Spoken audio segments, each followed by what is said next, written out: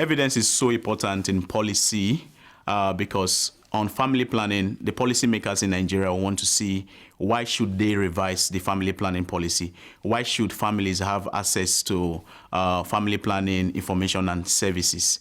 If there's no evidence, there won't be any change. If there's no evidence, they won't see the reason why contraceptives should be readily available and accessible by Nigerians.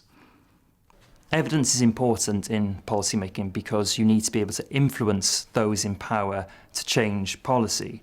So one of the best ways to do that is to combine a human story, qualitative evidence, a case study or a story about someone affected by the change you wish to implement, and bring that alongside data which can really strengthen your case and add a level of detail in order to persuade policymakers to embrace the change you're seeking to make.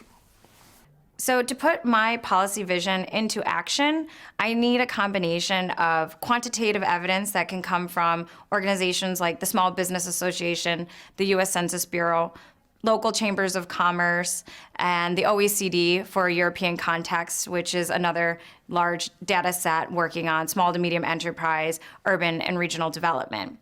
But I also need qualitative evidence, stories of other small business owners like me, so that I can add a narrative and a face and a story arc to the conversation, which will hopefully engage people who might not be negatively affected by the downturn in small business, but that will be moved emotionally by the story.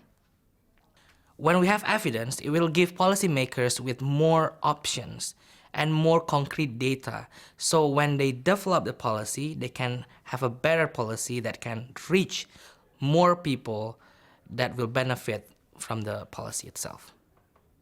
The evidence that I need in my policy areas are a lot of data involving young people. For example, like data of how many young people are unemployed, the data of child marriage, the data and exact number of the number of young people who live in one area, as well as some case study and best practices on how a lot of youth leaders are organizing themselves to create a social change.